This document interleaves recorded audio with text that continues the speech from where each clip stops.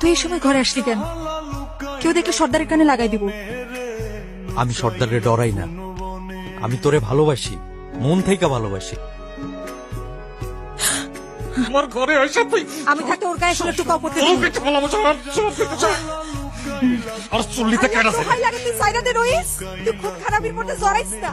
আজকে মরিয়মের লাগাই তুই বাইসা গেলি, কিন্তু সময় মতো আমি তোর সব হিসাব মিটাই দিব। কাইটা টুকরা টুকরা করে কয়লার সাথে ইটের ফাটার মধ্যে ফেলাবো। কয়লার সাথে এই রইস, ম্যানেজার তোরে ডাকে। কই ডাকে? আমতলা চল। ম্যানেজারের সময় ডাকলো কেন? আমি জানি না। আসসালামু আলাইকুম ম্যানেজার সাহেব, ডাকছেন আমারে? সর্দারের সাথে কি হয়েছে তোর? কই কিছু হয় নাই তো। তারা মারতে গেছিল কেন? আমি তারে মারতে যাই নাই। এখানে মস্তানি করা চলবে না, বেশি বাড়াবাড়ি করলে ওই চুল্লির ভিতরে ফেলা দেবে। তারে আমার লগে তেজ দেখাইতে না কইরেন, বেশি তেজ দেখাইলে ভালো হইব না। হারামজাদা! আর যদি তোর সর্দারের ঘরে আশেপাশে দেখি, খবর আছে তো, কথাটা মনে রাখিস। যা মন দিয়ে কাম কর, আর বেশি লাফালাফি করলে চুল্লিতে ফেলা দেবো। কি হইছে তোর? দেখা করছ না কেন? তুই জানোস না তোর লগে আমার দেখা করা নিষেধ? আমি এত কিছু জানতে চাই না। আমি শুধু জানি আমি তোরে ভালোবাসি, তুইও আমারই ভালোবাসিস। তুই আমার, আমি তোর। আর পুরা দুনিয়া কে কি কইলো আমি এত কিছু জানি না, আর জানতেও চাই না। সর্দার কই? জানি না, মনে হয় বাজারে গেছে। আসতো কেমন? ও কি আর জ্বালায়? কেডা? আরে ওই বদমাইশ রইস। কি করছেন ওরে?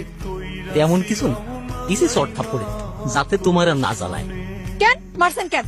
জানেন না ও একটা এতিম পোলা? ওরে বাবা, এত দরদর প্রতি। আমি এত দিন ধরে ঘুরতেছি, আমার একটু দরদ করো। কি কইতাছেন এগুলা?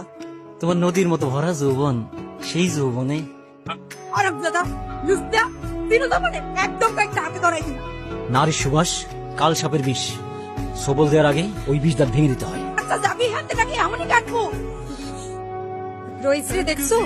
রইসে তো দেখলাম, রইস ওই দিকে গেছে। কেন কিছু হইছে? কিছু না, তুমি কাম করো। বদলাই গেলি কেন রইস? তুই চুপ করে থাকলে আমার দমটা বন্ধ হয়ে যাইব। কথা কর রইস। আমি তরে চাই।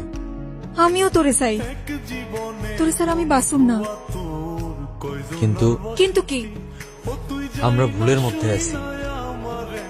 খুইলা কও। আমরা ধইরা নিছি আমাগো ভালোবাসার মধ্যে খালি ওই সর্দারি কাটা, কিন্তু এর বাইরে আরো অনেক কাটা আছে।